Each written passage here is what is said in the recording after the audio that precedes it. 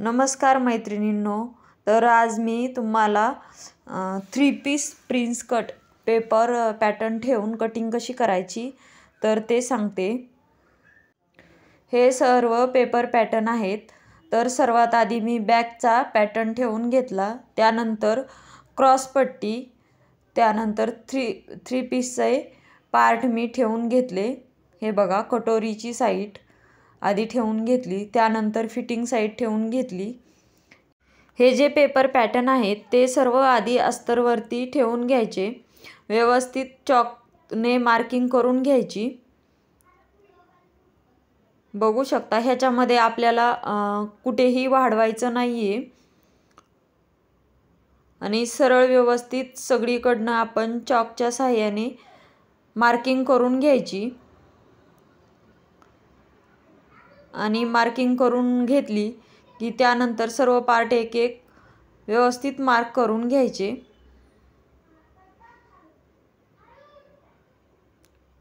हे बघा, आता हा क्रॉस पट्टी आहे, खालची योक पट्टी आहे। ही 3 पीस प्रिन्स कटमध्ये खालून पट्टी योक पट्टी जोडण्यात येते। ही आता आपली प्रिन्स कटची समोरील म्हणजे गळ्याची बाजू आहे, ही कटोरीची साईड आहे। तर याला मी आता मार्किंग करून घेते। प्रिन्स कटमध्ये शक्यतो कटोरीच्या उलटं दिसतं प्रिन्स कटची कटिंग। हे बघा, आणि ही आहे ती फिटिंगच्या साईडचा आहे। आता याला मी मार्किंग करून घेते। बाही टाकण्यासाठी मी कपडा ॲडजस्ट करून घेत होते, कुठे बसतो व्यवस्थित त्यासाठी, कारण बाहीची मार्किंग मला अजून करायची राहिली होती। बाही ही मी डिझाईनची करणार आहे, त्यामुळे मी बाहीची कटिंग स्टिचिंगचा व्हिडिओ वेगळा दाखवते। आता फक्त बाही मी कट करून घेणार आहे। हे बघा, सर्व पार्ट मी मार्किंग करून घेतले। यानंतर बाही कुठे ॲडजस्ट होती ते पाहून घेतलं, कारण आता सध्या तर मी बाही कट करून घेणार आहे, पण याची कटिंग स्टिचिंग मी नंतरच्या वेगळाच व्हिडिओ बनवते, कारण याची बाही फुगाबाही करायची आहे, त्यामुळे याचा पण व्हिडिओ मी लवकरच टाकेल। तर हे सर्व पार्ट कट करून घ्यायचे, अस्तरचे पार्ट आहेत हे। खालची आपण योक पट्टी कट करून घेतो।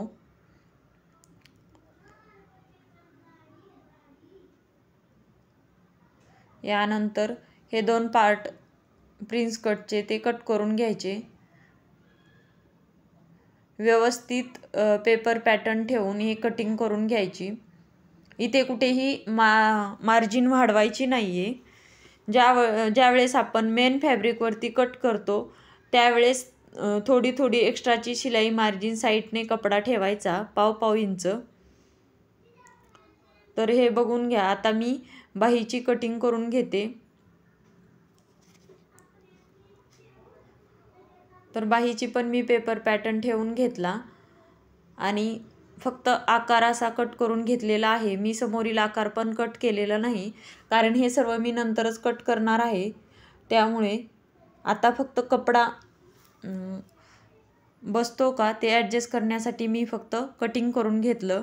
यानंतर हे व्यवस्थित ठेवून मेन फॅब्रिक त्याची लेस काढून मी सर्व पार्ट यावरती ठेवून घेतले आणि अर्धा इंचाची मार्जिन ठेवून मी हे पूर्ण बॅक पार्ट आधी कट करून घेते, कारण मला बाही फुगाबाही बनवायची आहे, त्यासाठी मला ब्लाऊजचा कपडा जास्त पाहिजे होता, त्यामुळे मी आधी व्यवस्थित हे ठेवून घेतले आणि मार्जिन अर्धा इंचाची सोडून हे तिन्ही पार्ट आधी कट करून घेतले।